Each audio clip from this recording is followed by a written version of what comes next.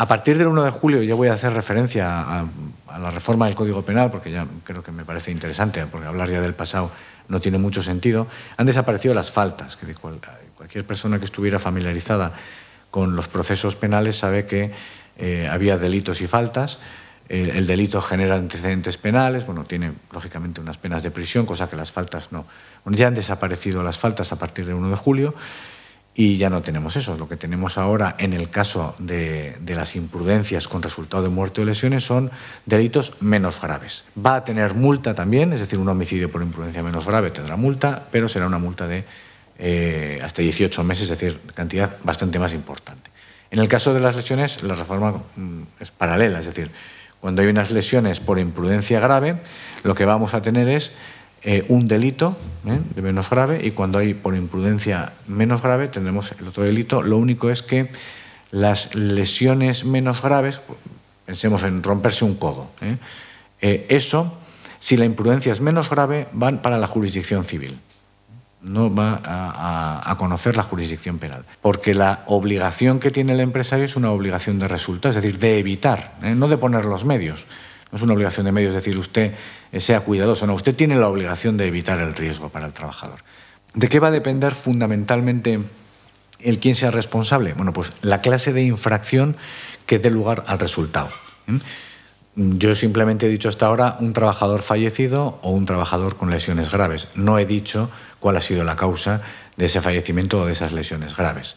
Eso es lo que nos va a determinar luego en qué ámbito nos podemos fijar. No es lo mismo, lógicamente, no tener una evaluación de riesgos, tener una evaluación de riesgos defectuosa, no haber hecho una coordinación de actividades o que el fallecimiento venga determinado, por ejemplo, por no facilitar los equipos de protección individual. Son cuestiones absolutamente distintas y cada una tendrá, en función de cómo esté organizada la empresa, su ámbito de responsabilidad. ¿Y de quién es la responsabilidad?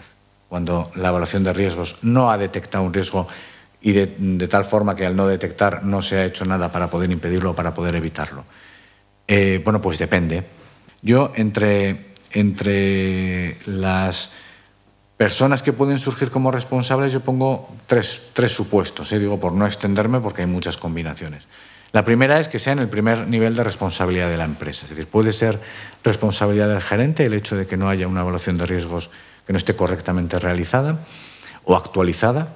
Un segundo nivel sería, vamos a pensar, en el técnico de prevención, y un tercer nivel, un servicio de prevención ajeno. Esa delegación que en derecho penal exime de responsabilidad, es decir, cualquiera de vosotros que delega en una persona puede eximirle eso de responsabilidad penal, tiene que cumplir tres requisitos. El primero, que sea una delegación formal, es decir, que esté hecha, es decir, que en sus funciones de trabajo, en el contrato de trabajo, aparezca claramente que esa persona tiene esa responsabilidad que hacer. Ese es el primero. El segundo, que esa delegación sea sobre persona competente. Y el tercero, y más importante, sobre todo en los últimos años, es que esa delegación tiene que venir acompañada de una dotación de medios económicos. ¿Qué es lo que ocurre con las evaluaciones de riesgos y con el ámbito de la seguridad laboral? Que ahí es donde falta, es decir, ¿cómo calificar una infracción es decir, el no haber detectado ese riesgo es una barbaridad, hablando en términos coloquiales, o es algo que a lo mejor en 10 técnicos que examinan ese puesto de trabajo, a 9 se le pasan y uno resulta que sí que lo analiza, ¿no? Todo el proceso de evaluación de riesgos no se documenta prácticamente. Es decir, se documenta la parte final, es decir, cuál es el riesgo.